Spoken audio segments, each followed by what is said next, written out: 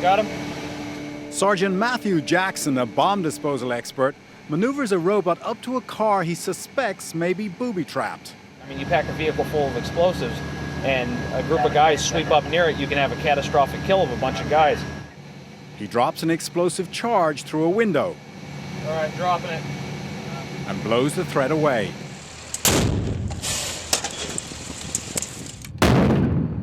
The Marines had to blast their way into Safar Bazaar, a Taliban stronghold, back in August. Buried under the streets of this market town were countless IEDs. Hey, is everybody all right? Today, things have changed. You know, when you think about just how dangerous this place was and how completely abandoned to anything but IEDs. Did the locals know where most of the IEDs were or not? The locals say that they did not, and I tend to believe them. According to them, they were all forced to adhere to a curfew at 7 o'clock every evening, and nobody but the Taliban was allowed on the street. 2 months ago, this was a complete no-go area. The Marines found 40 bombs on this street alone. Now they've been cleared, people walk here without any fear at all. I'm going to spend a lot of time with the robot, though. Jackson has lost count of the total number of IEDs discovered. 100 plus, not counting strikes. That's a huge number. For 2.5 months, it's pretty up there. We first met Jackson in July. He lives and breathes explosives, even has their molecular structures tattooed on his left arm. Silver azide, nitroglycerin, petin.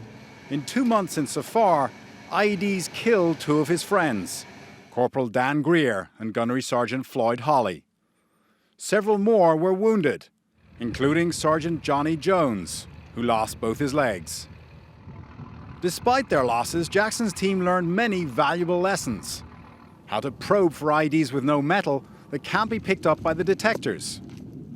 How to use robots. How to find the wires leading to the bombs.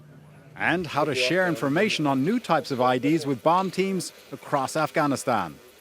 And we collect it and transmit the information very quick now. It's within days. Our lessons learned are passed between all units. Jackson knows that leaving this adrenaline-fueled life to return to his family will not be easy. And you miss it. That's scary. You miss it? Yeah. Your brain here works 1,000,000 miles an hour. And then when you go home, I mean, how do you shut that off? And you can walk across the field without looking where you're putting your feet. That's tough too. As Jackson and his men begin their journey home, Out of here. Good luck. they know their job is not over. He'll be coming back soon, continuing his quest to find these deadly devices. And you'll do this again. And I'll do it again and again and again. And it's not just a job to me, it's a passion. A passion that can make the difference between life and death. Terry McCarthy, CBS News, Safar Bazaar, southern Afghanistan.